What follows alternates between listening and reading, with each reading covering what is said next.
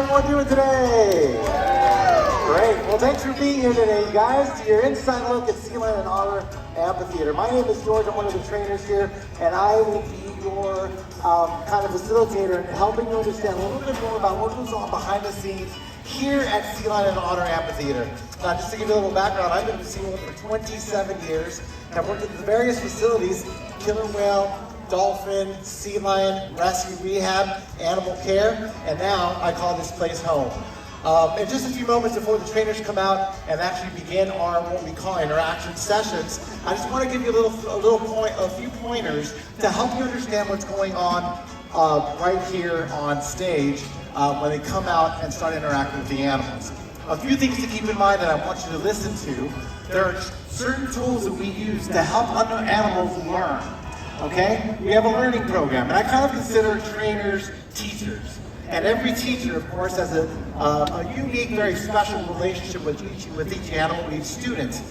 These students learn at a different rate, and we as teachers kind of change what we do to help animals understand concepts. Now, when we train behavior, everything's done on a positive reinforcement basis. So we essentially draw attention to desired behavior and simply ignore things we don't want to see. So, in looking at these interactions today, I want you to be able to look to see when trainers draw attention to something they really want, and then simply ignore the things we don't want.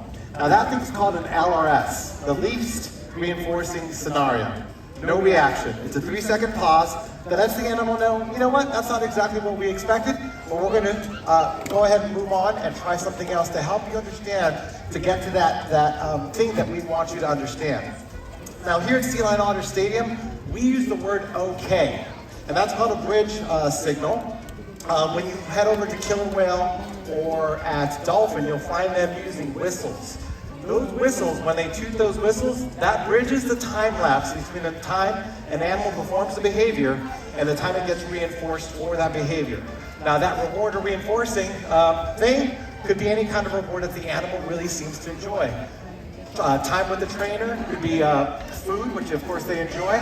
Let's go ahead and say hello to Jamie and Isla here. Give them a big round of applause. Now, Sea Lion Otter Amphitheater is home to 13 California sea lions. They range in ages from about 5 years old up to 21 years old.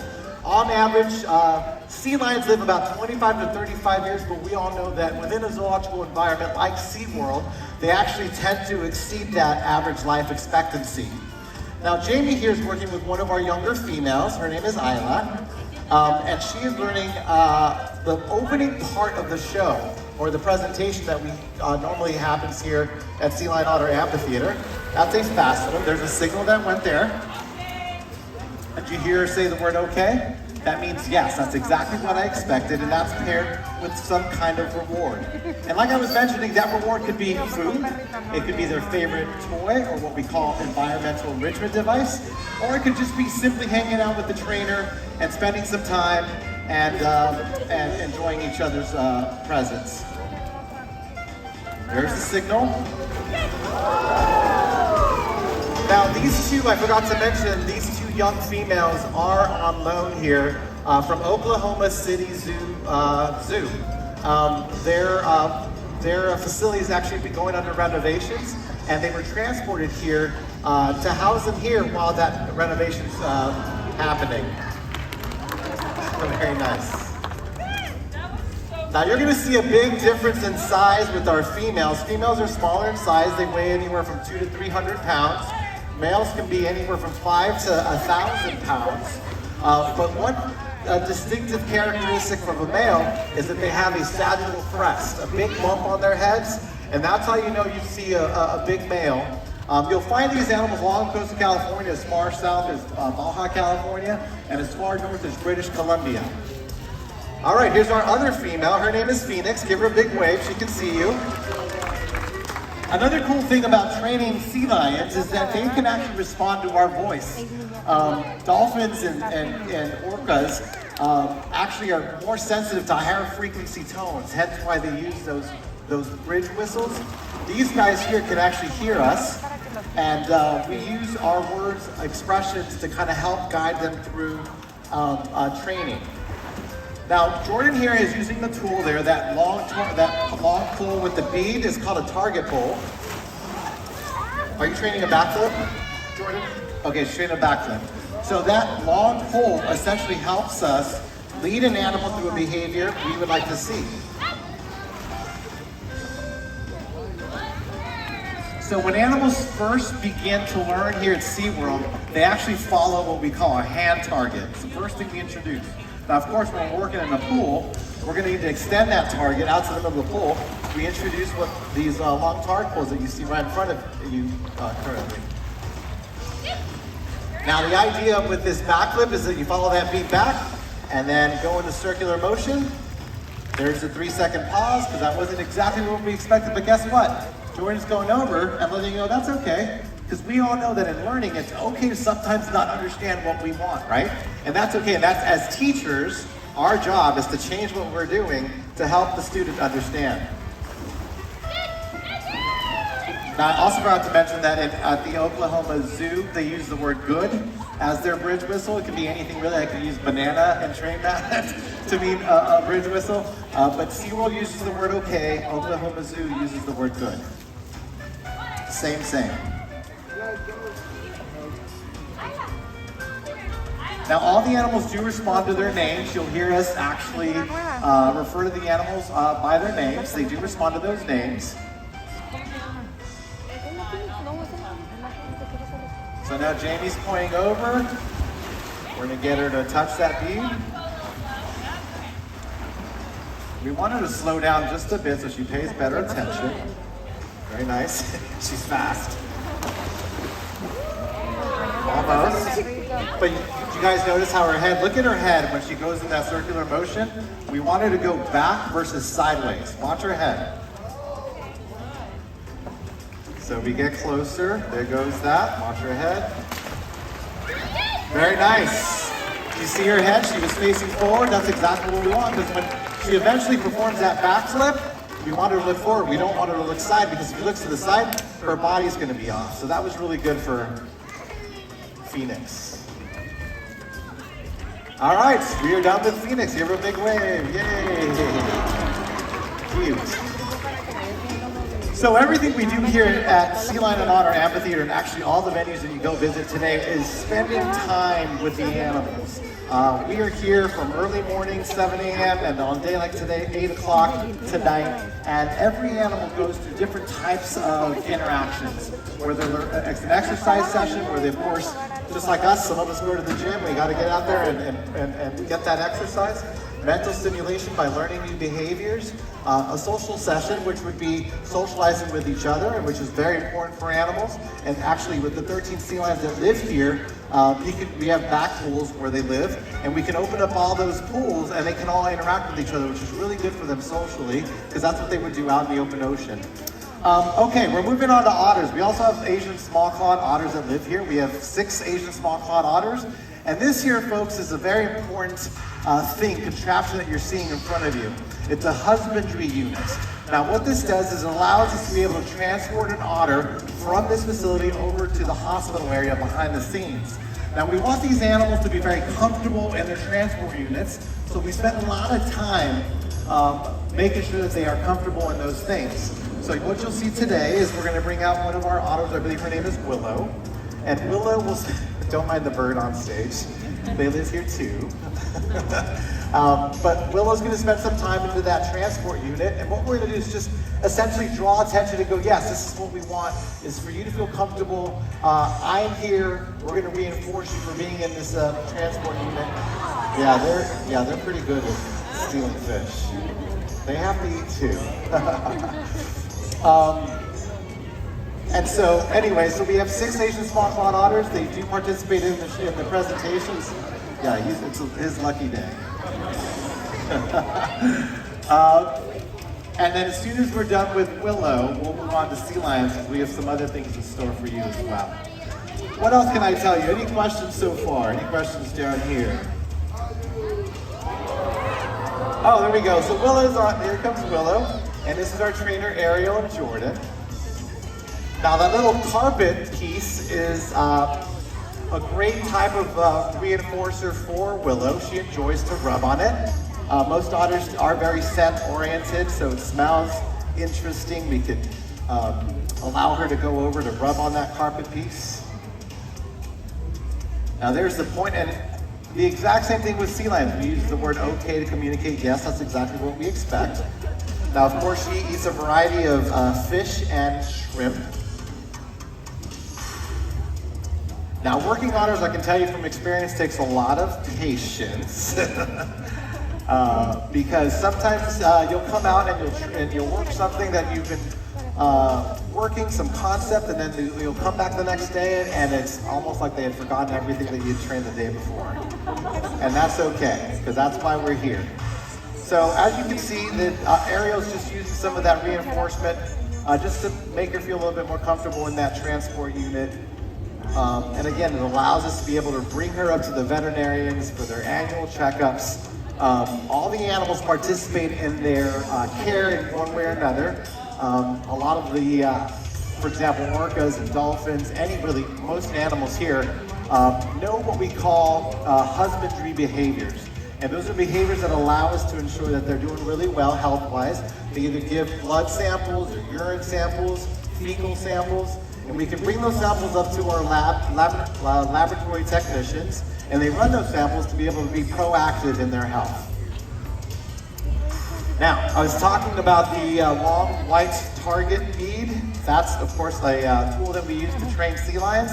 That little wooden stick is also a form of target, and the otters have been trained to either target their nose onto that little wooden stick, or they just follow it to be able to place the animal exactly where we expect for them to be. So you notice how Ariel uses her hand as well? She gives her the stick. Very nice. Very good, and so it's paired with, of course, that reinforcement. Now, a lot of people believe, and this is actually, brings up a really good point, that animals just love to come over and we love to rub them down. Well, yes, some animals do, but there are a lot of animals that don't. And I don't know if you guys have, some of you folks have pets at home, and over time, yes, they're pretty cool with you interacting with them, but if you bring foreigners in or people that they don't know or don't have that reinforcement history to your house, they either bark or they're upset or whatever it is. You have to condition them to feel comfortable. And this is what we're doing here with Willow. Ariel's been working with Willow for a few years now. And so we're making her comfortable with being able to be touched. Very nice. There's the hand target, the touch. And the idea here is that actually we're hoping to be able to manipulate her hind legs. Willow's an older animal, and so again, we want to be very proactive with her health. And as they age and get older, of course, we want to be able to examine their bodies. So this is a very important behavior here. There's the hand target, and then Ariel using her hand to kind of inspect her body. There's a 3-second pause. Very nice. There's the hand target, and then paired with the reinforcement. And like I said, ladies and gentlemen, boys and girls, everything we do here is based on positive reinforcement. Right? We want to reinforce and reward things that we'd like to see. Thank you, Ariel. Let's give her a big wave. And that was Ariel and Willow for the transport units. We want to draw attention to desired things, and we want to simply ignore undesired things. And this is why we have these inside look, these presentations to kind of show you folks what really goes on behind the scenes. A lot of people wonder, okay, sure, you've got 2 presentations a day, but what happens when we're not having presentations? There's a lot of work that goes on. A lot of work that's involved with caring for these animals. All right, this is Jordan Kiave. Kiave is an adult male. He weighs about 350 pounds. Hello, Kiave. Very nice. Okay, now this is going to be a really cool activity. So Kiave has been trained on the behavior we call find it. So we take 2 objects that look like each other, we show one object and we go, hey Kiave, go find this object that looks similar to this. So Jordan's gonna plant these, what are they're frisbees, the little floppy frisbees. And Kiave's been trained to go look. So the concept is, go find something that looks exactly what I'm showing you, okay? So she's going to, you're gonna point him off so he doesn't cheat. Okay, we're gonna make it the first one easy. All right, let's make it. Okay, there we go. Let's see what happens. So then Kiave will come back out. I'm gonna sit here and watch with you folks. There's Kiave. Oh, that was too easy, Jordan. Come on. Very nice. Good job, Kiane. I think we should choose a harder spot. I know. Yeah. So off he goes. Bye, Kiane. Where should she put it? Let's see. Yeah, what about the bed? Yeah, sure. We call those beds because they just go over. Okay. Oh, perfect. Change the color. Perfect. Yeah. That works. Okay. Ready for Kiave. There he is. No cheating, Kiave. There he goes. He goes there. Nothing there. No, this is good. Mental stimulation. Where are you, buddy? Go find it. Oh. Where is it, big guy? Go find it. Not the bird. Okay, good, buddy.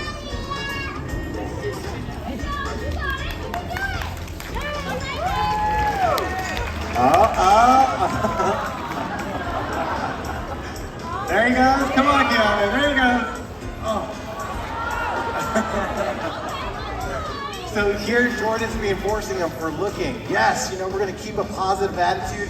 We're going to reinforce you, reward you with some fish. Great. Come on, bud. You can do this.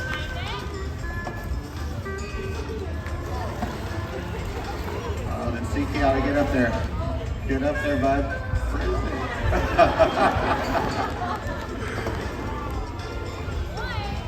Good, Bubba.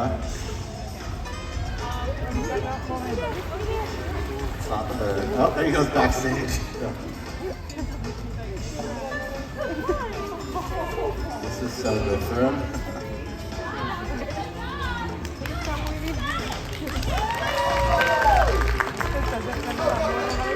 Oh, come on, Kiana.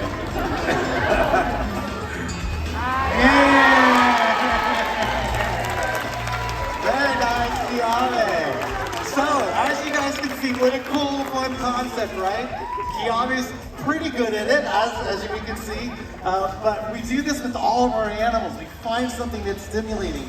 We train concepts and socialization and complex behaviors like backflips and front flips and fast swims, and it's all part of their training, which leads to their quality of life here at SeaWorld. Very nice, Sarah. Up and out of the water. Very good. All right. I think is that it for today? Okay. Ladies and gentlemen, boys and girls, thank you for being part of our Inside Look. We hope that you enjoyed learning a little bit more about what happens here at Sea Lion and Otter Amphitheater. Okay, I'm gonna get wet? No, I'm not gonna get wet. Up and out of the water. Please come back to one of our presentations. I'm gonna stick around for any questions if you happen to have any. And thanks again for being here at the Inside Look. Oh, sorry, hold on for a second. Don't everyone move. We have one last thing. My fault. My first day at SeaWorld. We've got a little finale with all the spectacular behaviors. Enjoy.